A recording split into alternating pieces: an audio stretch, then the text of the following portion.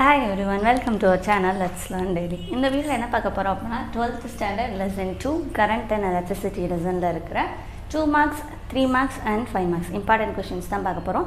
First 2 mark and 3 mark பாத்தீங்க அப்படினா first question Ohm's law, next one என்னதுன்னா drift velocity and mobility. So இதுக்கு அந்த diagram ஓட பாத்துக்கோங்க. So அது macroscopic and microscopic model ஓட basic. இது உங்களுடைய Ohm's law drift velocity.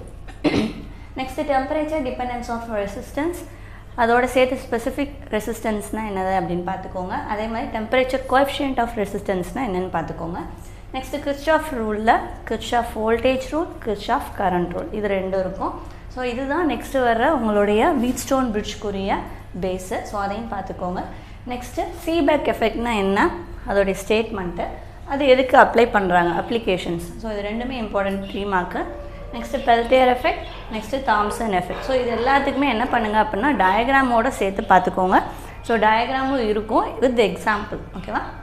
Next நிக்ரோமை ஏன் ஹீட்டிங் எலமெண்ட்டாக யூஸ் பண்ணுறாங்க அப்படின்றது. நெக்ஸ்ட்டு ஜூல்ஸ் லா ஆஃப் ஹீட்டிங்னா என்ன, ஸோ அந்த ஸ்டேட்மெண்ட் வித் அந்த ஈக்குவேஷன் இருக்கும், அதோடு பார்த்துக்கோங்க. நெக்ஸ்ட் இம்பார்ட்டன்ட் 5 மார்க்ஸ் என்னென்னு பார்த்தீங்க அப்படின்னா microscopic model of current, macroscopic microscopic ரெண்டு இருக்குது, அதில் microscopic model of current. Next one Wheatstone bridge. Wheatstone bridge பொறுத்த வரைக்கும் அதை எதுக்கு யூஸ் பண்ணுறாங்க, அதோடைய டயக்ராம், அதாவது சர்க்யூட் டயக்ராம் பண்ணி கொடுத்துருப்பாங்க. ஸோ அந்த டயக்ராம் என்ன, அதை எக்ஸ்பிளைன் பண்ணி டெரைவ் பண்ணி ஃபைனலாக அந்த பிரிட்ஜ் கண்டிஷன் டெரைவ் பண்ணியிருப்போம் அந்த இது வரைக்கும்.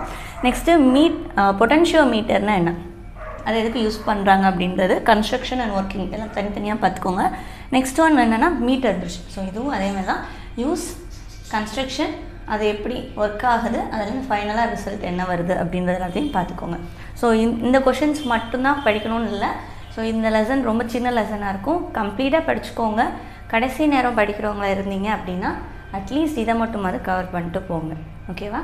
ஸோ இப்போ என்னென்ன question, Ohm's law, drift velocity and mobility, temperature dependence of resistance, Kirchhoff rule, Seebeck effect plus application, Peltier effect, Thomson effect, nichrome used as heating element why, Joule's law of heating, microscopic model of current, Wheatstone bridge, potentiometer, meter bridge. இதில் விட்ட question என்ன அப்படின்னா ஒரு செல்லோடைய internal resistance எப்படி கண்டுபிடிப்போம் அப்படின்னு சொல்லி ஒரு கொஷின் இருக்கும். அந்த கொஷினும் செல்லை சீரீஸ் அண்ட் பேரலில் கனெக்ட் பண்ணால் என்ன ரிசல்ட் இருக்கும், ஸோ அந்த கொஷின்ஸும் பார்த்துக்கோங்க. ஸோ இந்த கொஷின்ஸ் எல்லாமே படிச்சுக்கிட்டிங்கனாலே போதுமானது தான். தேங்க்யூ.